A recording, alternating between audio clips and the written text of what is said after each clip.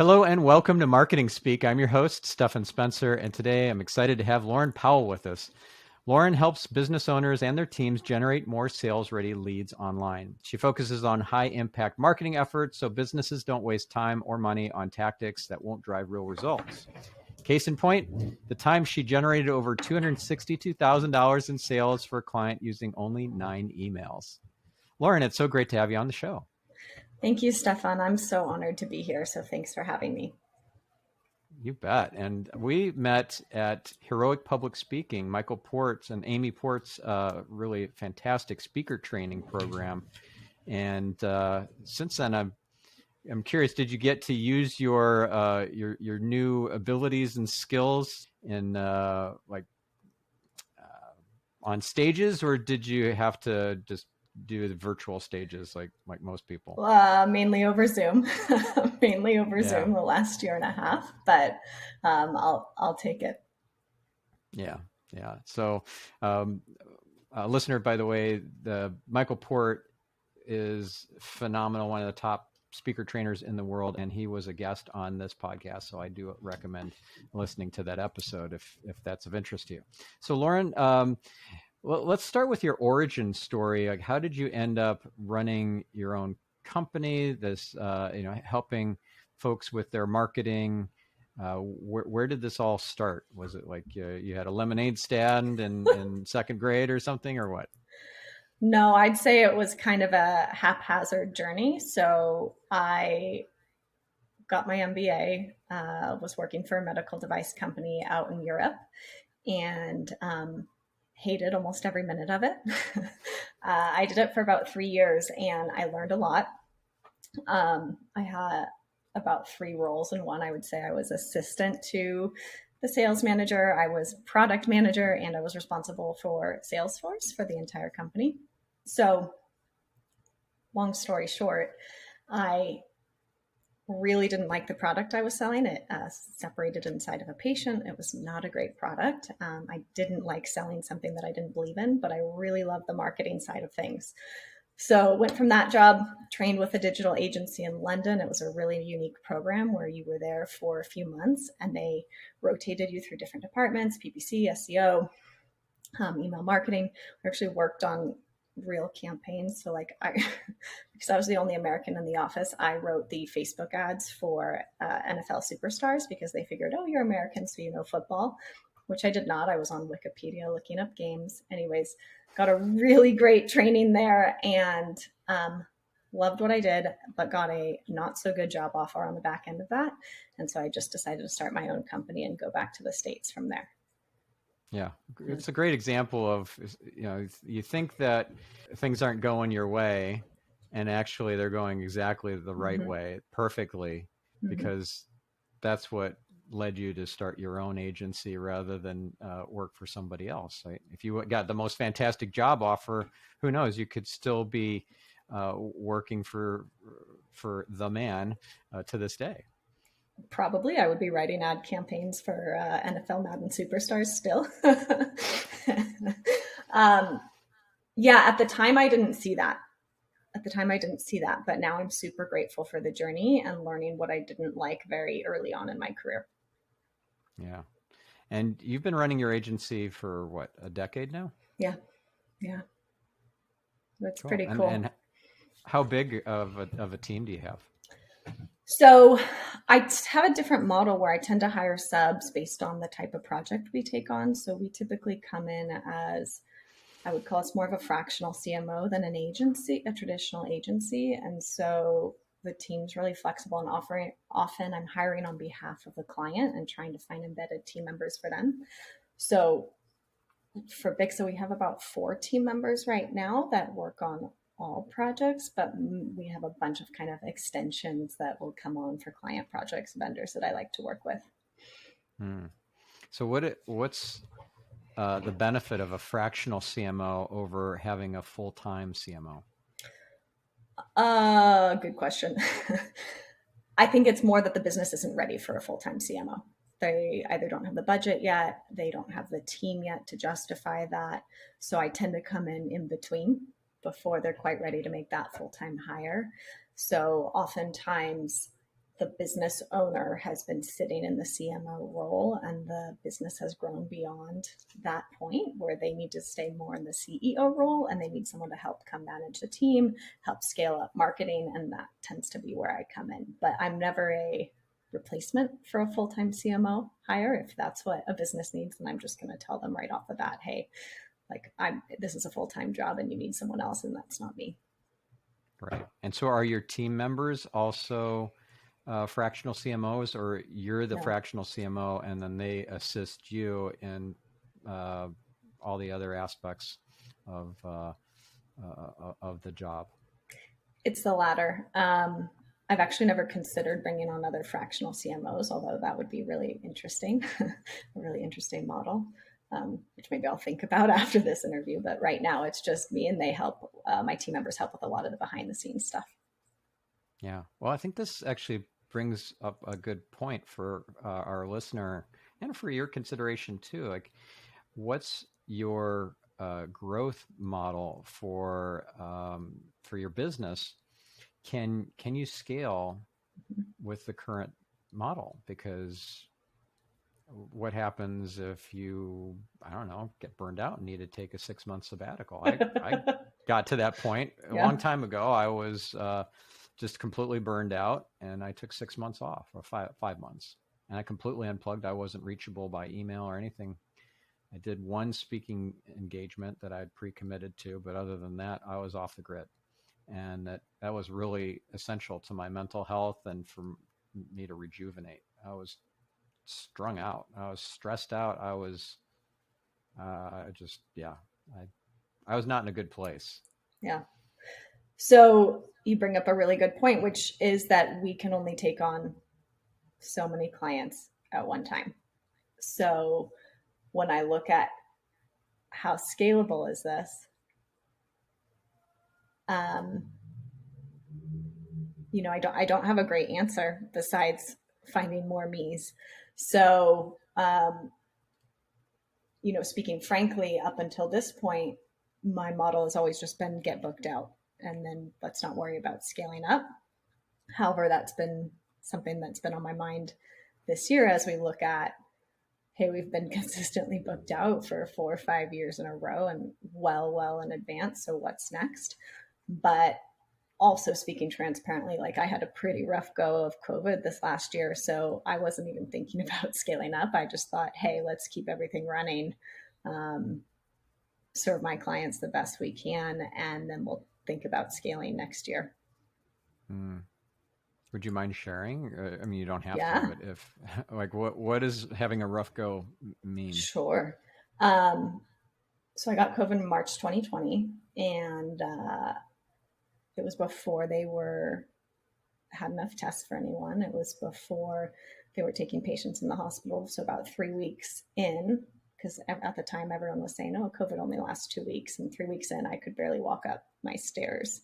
And just for contrast, like I hiked a 14,000 foot mountain a few months before by myself. Like I'm a pretty active person, and I couldn't walk up the stairs without getting winded. I couldn't walk across from my living room to my kitchen, which is in the same room, without needing to sit down. I was having a pretty hard time breathing. Anyways, I went into the hospital 3 weeks after saying, hey, I'm not sure what's going on. I thought this would be over in 2 weeks. And they said, you're not dying. So we don't have enough beds. So we need you to go home. There's really not a whole lot we can do for you besides put you on a ventilator. And right now you're not far enough along for that to be needed, which I was grateful for. But yeah, I mean, I'm 18 months into my recovery and I'm still rehabbing my lungs, just to give you an idea of how long it's been for me. So super grateful that I didn't need to be on a ventilator, but also a much longer journey than I expected up front. I thought this was going to be like a 2-week thing and I'll be okay on the back end of that. Yeah. I'm sorry to hear that. That sounds really rough, and that must be challenging to figure out how to run the business while you're still recovering and be that single point of contact for all the fractional CMO duties. Mm. and also, just manage your personal affairs, your household and family and personal life all on top of it. It's that can't be easy. Yeah, I'm super lucky in that we have amazing clients, and everyone kind of was going through different stuff for the last year and a half. I think everyone's had their own battles. So, and I will also say that I really try and make myself somewhat replaceable for my clients. Like, obviously, I want our Bixa to be hired and people to find us valuable, but I also don't want anything to have to run only with my involvement. So that's part of where the fractional CMO comes in, is there's often extensions of what I do within the client's team. And I've leveled up the internal team to be able to take on a lot of stuff without me. So um, it actually worked out not too bad, all things considered, to be honest. And I'm also blessed in that I have a husband who really stepped up on the personal side when I needed a little bit of a break after work. Yeah, that's great. Yeah. So, where do you see things going from here? How do you shift and grow the business, given what you're desiring and what works for you with I don't know, in times of your time and schedule and bandwidth and all that. Is this going to be bringing on more fractional CMOs? Is it going to be more of a traditional agency over time? Is it going to be that someday you end up going in-house, or you become essentially the CMO of your own .com or e-commerce Yeah. company or something, or what's in the works? Yeah. So right now, in terms of scaling, some things we're working on just based on client demand and client need is how can we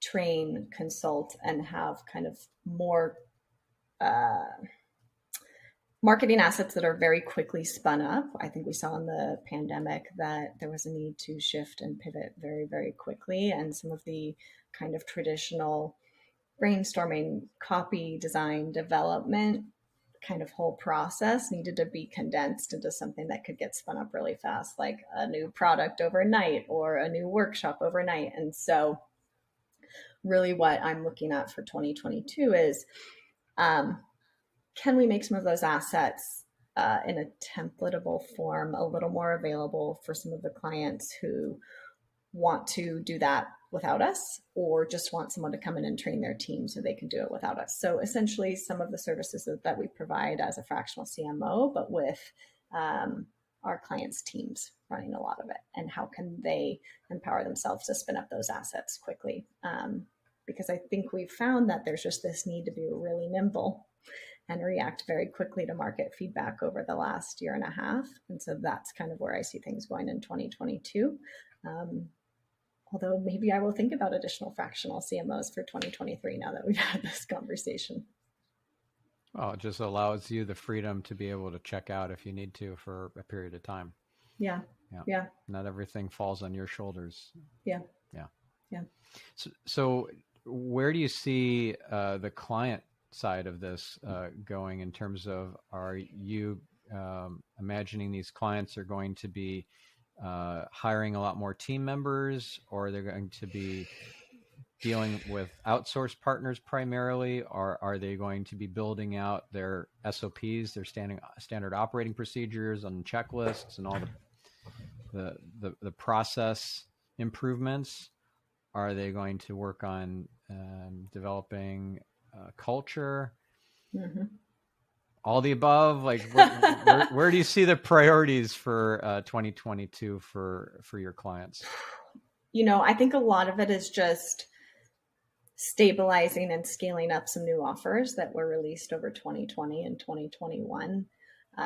Meaning, we saw a lot of our clients' business models change or the offers pivoted, and we really had to quickly put in place marketing assets, not to beat a dead horse.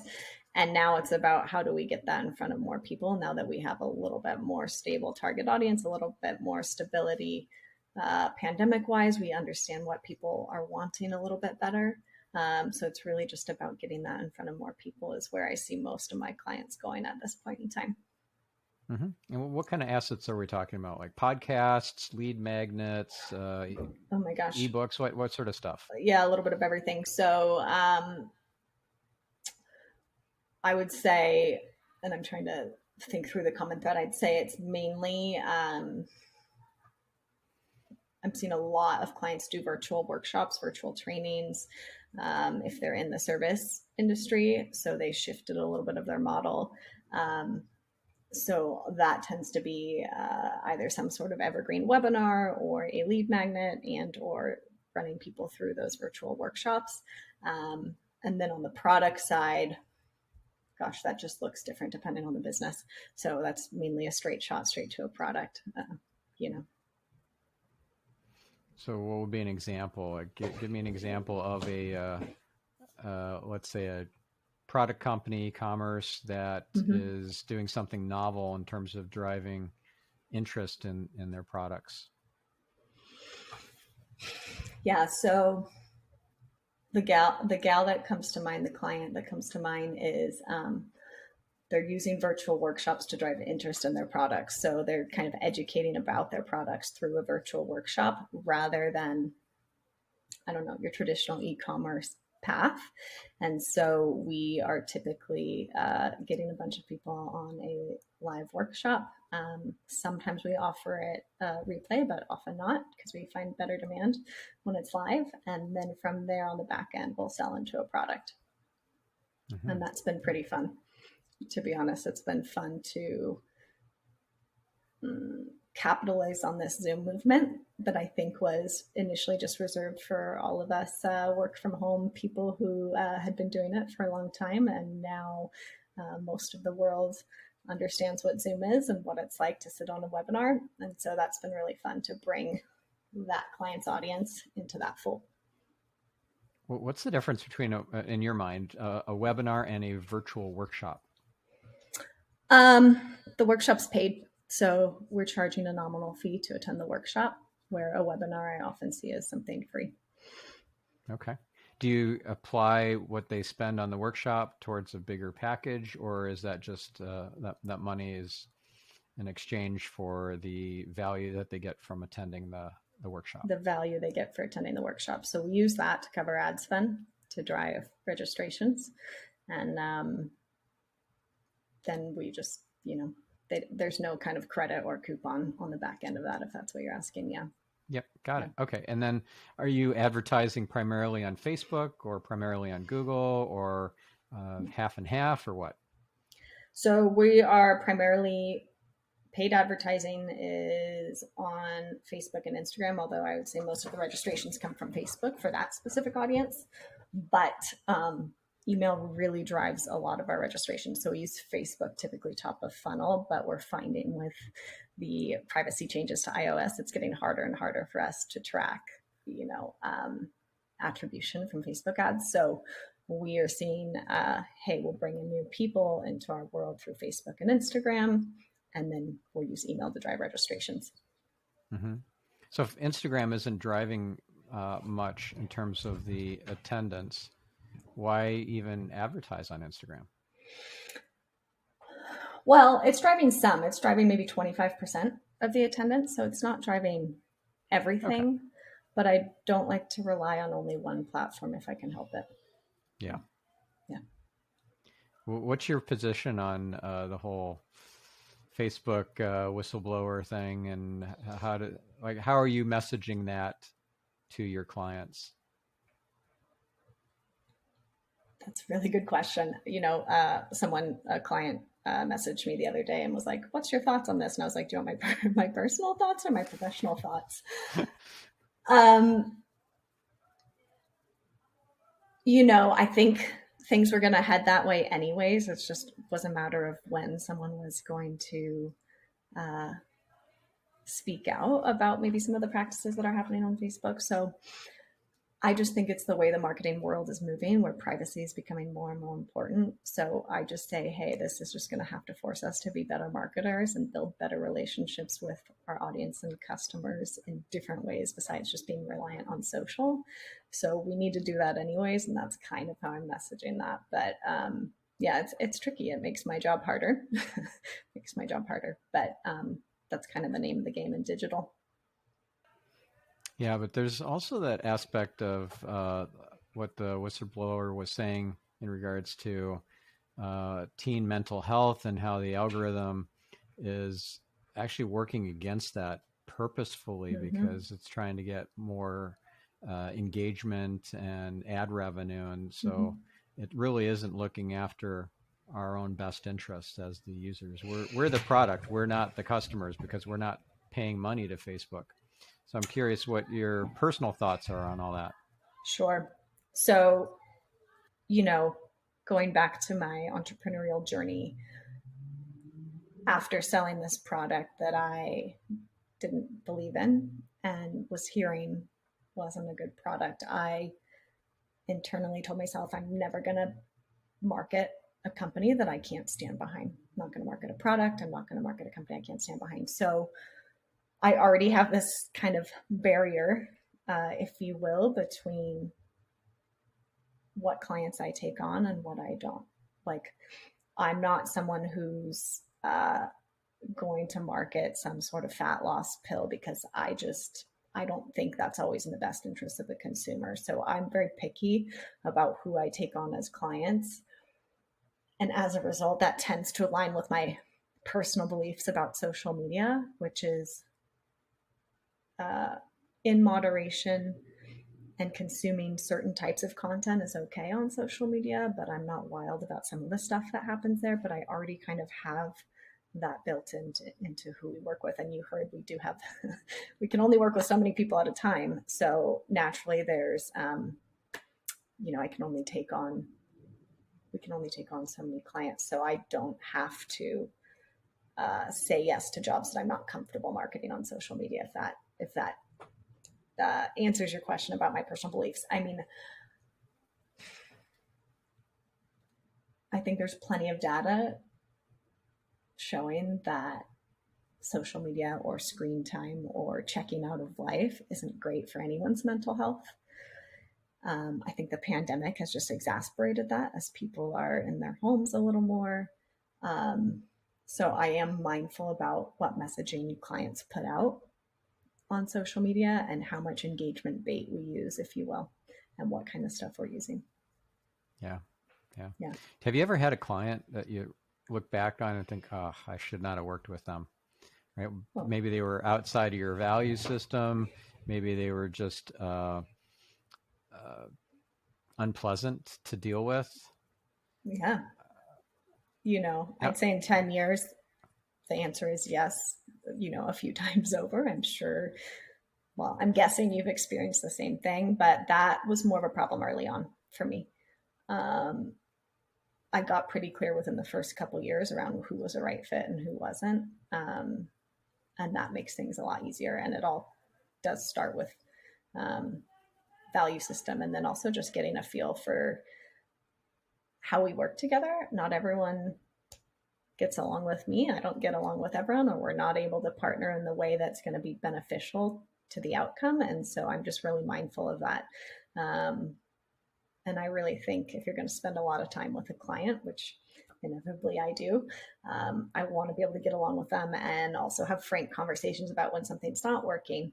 And if we can't do that, then it tends not to be the right fit. But yes, the short answer is yes, I have had that a number of times, and they're always learning lessons. yes, they are learning lessons, and sometimes it takes a while before the lesson is fully received. But now there's one client I'll mention, not by name, but the industry, and I'm like, yeah, that wasn't really a company I should have worked with. I decided the money was something I really needed or wanted. Whatever the story was, it wasn't actually true. There is Mm. abundance everywhere. So it was a cigar company, and I've never Uh, smoked. Not that uh, teenagers get hooked on cigars, but that's not really a thing. But still, it's not healthy. And yeah, that this was many years ago. Yeah, that was not a good decision to Yeah. work with them. I didn't do link building for them or anything like that. It was just an audit and more of a technical audit on things that were not working properly on their site. But still, even that, helping them to rank higher in Google probably was not. I know, not probably, absolutely, it was not where my gifts and talents should have been placed. Oh well, a learning lesson. Yeah, I'm very mindful of, as marketers, we can use the powers of persuasion to increase demand for a product or service. And we really have to think about, is that a product or service we would feel good about increasing demand for? Because as I'm sure you've seen too, there's plenty of marketing work out there. So we don't have to always, I think we have the luxury of being able to choose, is this something we want to work on or not? Yeah. You know? And I love this concept that I learned from taking a course from an Akashic Records keeper. It's really out there, but I have diverse interests. And she was a guest on my other podcast, Anne Marie Pizarro, on Get Yourself Optimized. And one thing she explained that I thought was really profound is that you don't have prospects or clients. You have an assigned group. You think of it this way, that these are people who you're destined to work with, to assist, to receive lessons from them, for them to receive lessons from you. And yeah, you can do stuff to thwart that. You can make yourself a well-kept secret, not do any marketing or botch up all your marketing so that it's hard for that assigned group to find you and work with you. But still, it takes a lot of the pressure off to realize that they're kind of preordained to work with me. And therefore, I don't have to work with everybody. I don't have to take gigs that are not aligned with my values, with kind of what I consider to be important, or the kind of industries that I want to support. And I think this applies also not just to clients, but to the team, to your team, and to the teams that you're building for your clients. So you, as a fractional CMO, I'm imagining you're assisting with hiring, you're interviewing, and making recommendations and so forth. And so you have a lot of say in what that makeup of that team is, and in-house team that you're building for your client. And what if they're an assigned group as well? So they're destined to find you. I used to think that I had done these amazing things for people, like helping them start families, because my agency was how they met. There are two different couples that come to mind where they have families now with kids and everything, and they met at my agency. I'm like, wow, that's amazing. That's because that was me. No, they were actually preordained to meet. They were soulmates beforehand, and I would just happen to earn the right to be the vehicle, the venue. That's how they met. But they would have met some other way if I hadn't earned that right. And I was kind of arrogant about it, like thinking to myself, oh yeah, you're the matchmaker. Yeah, I bring families together and stuff, like whatever. So if you kind of, I don't know, check your ego at the door and you think I'm just a facilitator, or I'm a delivery person for miracles and synchronicities and stuff. For one, that takes the pressure off a lot. And for two, it helps you to stay out of your ego and not be so arrogant. So at least that's my experience. I'm just curious what your thoughts are. Yeah, so we joke about this internally because we have a few clients that if I'm thinking about, and I apologize if this is not the way you describe it, but if we think about like the woo scale, like where they fall on woo, they're pretty far over on the woo scale, and I'm not so much. So we joke internally that like we have some clients who are maybe a 10 on the out of 10 on the woo scale in terms of what they offer and what they sell. And I might be, not a 10, but I do think there's something to say for, I don't know about preordained, but lessons to be learned and the type of clients that are coming your way and you want to work with. And I tend to be more on, hey, I've attracted them to me in some way, shape, or form, whether it's through a speaking opportunity or a referral. But I'm very mindful about what kind of impact am I going to have working with this client, and this is an impact I want to have. Is this audience, is their target audience someone I want to influence with their products or services? So I don't know if that answers your question about preordained, but well, it's an interesting more thought. like an assigned group. If this assigned group, like maybe look back on an example or two of clients where you, I don't know, you were a linchpin for them. Like if they hadn't found you, all sorts of stuff wouldn't have happened. Like think of that chance meeting that didn't happen. That it did, but it couldn't. If it didn't happen, then this couple wouldn't meet. They wouldn't have this child. That child wouldn't have become president, and right? Yeah. Like sweeping global changes to the planet because that chance meeting didn't occur, or in the case of you being the fractional CMO were the fire starter to something magnificent that happened. I'm curious if there are any examples that come to mind of that. Yeah, I have quite a few that come to mind. So I'll tell you one that's about to unfold because I think it'll be a little more interesting. So, there's been someone in my world for a while who we've worked together on a small scale, but recently I got hired on as a fractional CMO, and I chose the project because we get to influence, we get to affect young children and their education. And I just think that's really amazing. I don't have kids of my own, but I do like to mentor with big brothers, big sisters. And so this just kind of really spoke to me as a project. And it's a super challenging job. Like the business is at a point where there's a lot of growth and changes that need to happen. So it's not an easy role by any means. But I am, speaking confidently, going to be a fire starter for the business. It's going to hit the next level of growth, and I'm super excited about that. And so, I'm mindful of, is this a challenge I want to take on? And is it worth it to me? Because there's so many ways we can spend our time as marketers, and I want to spend it doing things that I really enjoy and believe in. And that kind of circles back to your question about social media and the whistleblower. I want to have a positive contribution on social media and what I'm putting my name behind and what we're putting out there. Even if no one ever sees my name, by the way, which they never do, it's always behind the scenes. But I don't want to be contributing to a negative narrative or poor mental health or anything like that on social media. So yeah.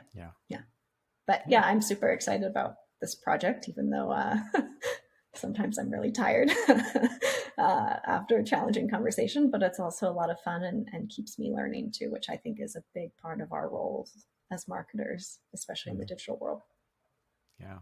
Well, the ripple effect or impact of our actions is quite astounding. If you had a big picture kind of clairvoyance point of view of how everything just implicate, like all the different implications of our actions, it's astounding the impact we have on people. And another way of looking at it is the butterfly effect. from chaos theory, if a butterfly flaps its wings in Beijing, then that can cause a hurricane to form or not form halfway around the world. So, yeah, we're way more powerful than we give ourselves credit for. So I think it's important to celebrate the successes and the way that we are linchpins in the trajectory of others and their businesses. So there's something else I want to point out that I really think it's funny that you mentioned the Woo scale and some of your clients being a 10 out of 10. I'm definitely a 10, unabashedly. And it reminds me of a really fun email newsletter that came to me from Laura Belgray. I'm on her list. And the title or the subject line was, "Do we believe in manifesting?" And manifesting was in quotes, and then in parentheses, the Woo adjacent manifesto.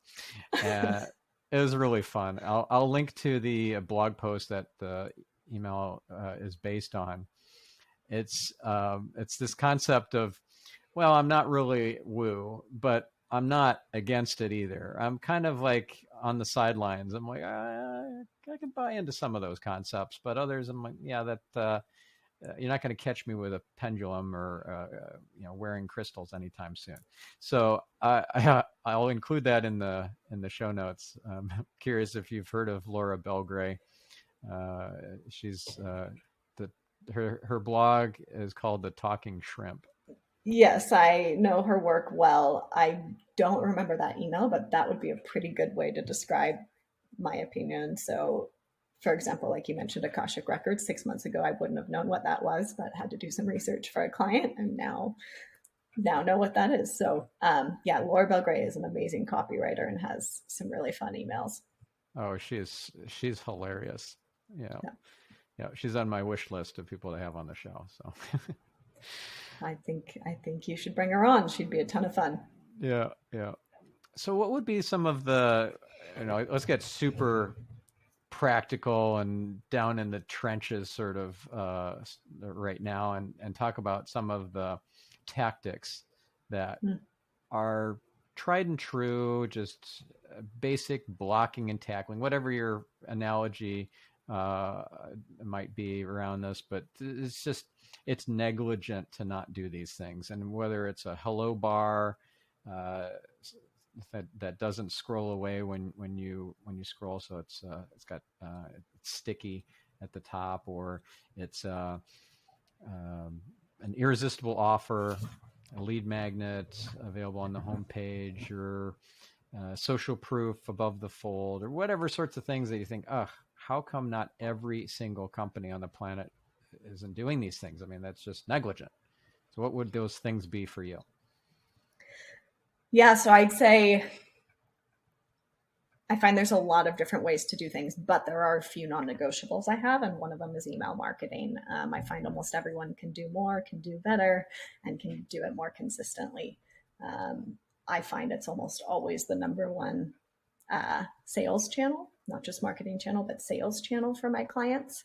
And there's often room for optimization, whether it's on the content side or on the deliverability side, and frequently both. And even the frequency of sending is often not enough, in my opinion, especially in between promotions. What are we sending to keep people engaged and warm and top of mind and loving what we do when we're not selling to them? Laura Belgray is a really good example of that. So I think her emails keep you delighted every time she's in our inbox, right? So, yep.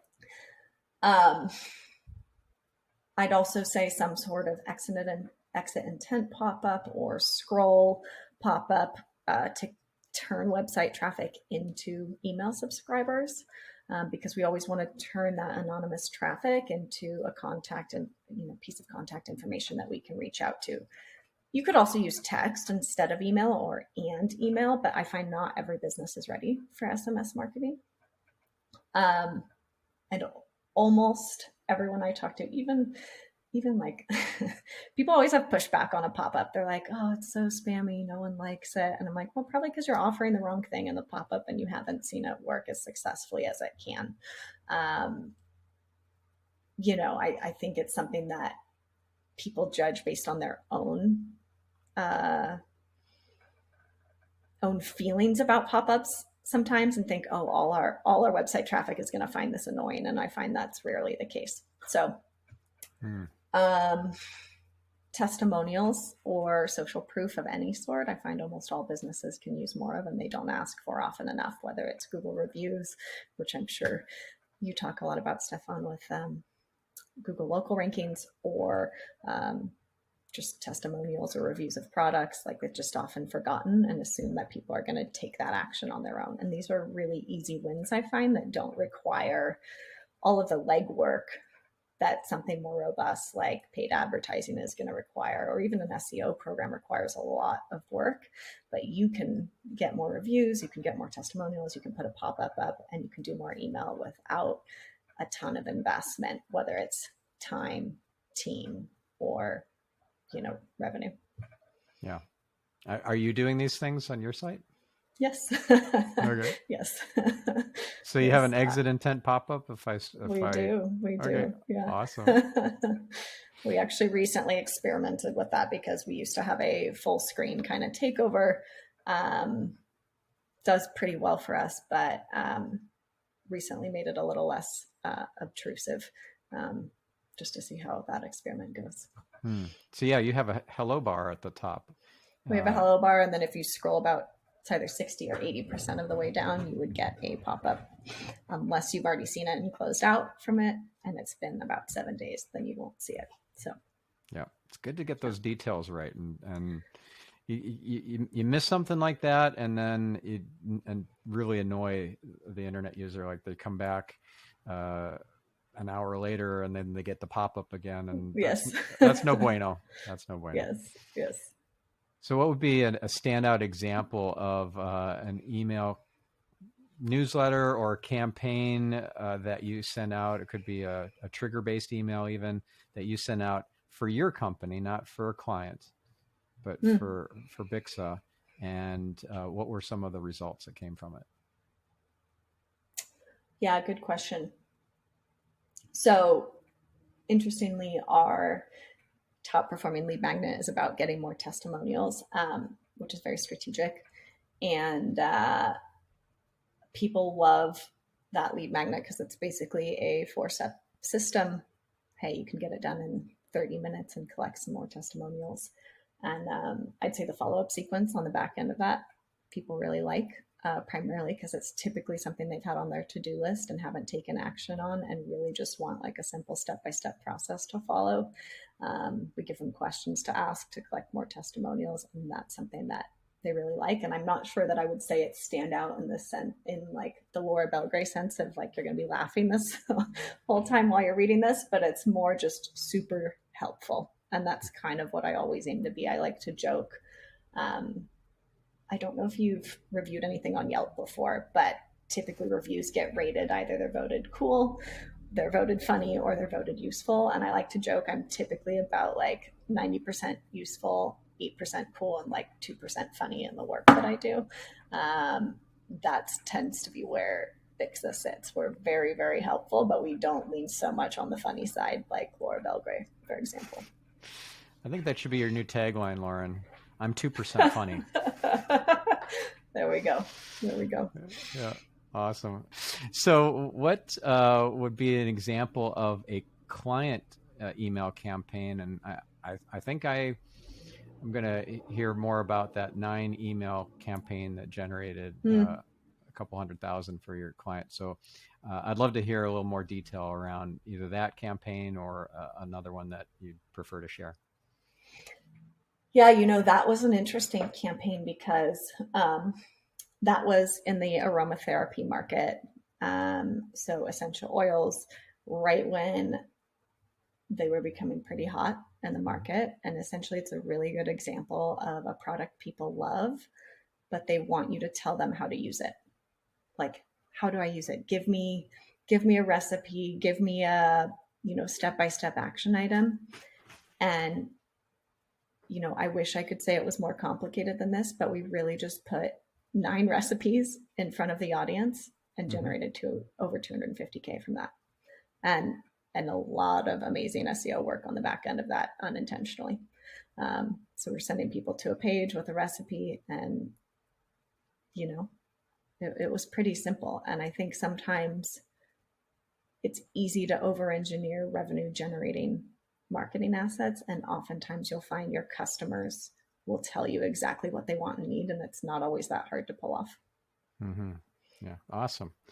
So where does our listener go to, and how would they hire you if they need to book you 2 years in advance? Like, where's our listener at least learn from you online? Yeah, sure. So you can go to bixamedia.com. There you will find some of the resources we mentioned, including the guide to help you generate more testimonials. But there's also an opportunity to book a call with me. And even if we're booked out, I will, take calls and say, hey, here's 3 vendors that I'll recommend you to, because we're too busy right now. So I really try to be of service to everyone, even if we're not available to help. But I'm also hoping that will change in the near future when I add some of these other assets to our toolkit and make them more available. Awesome.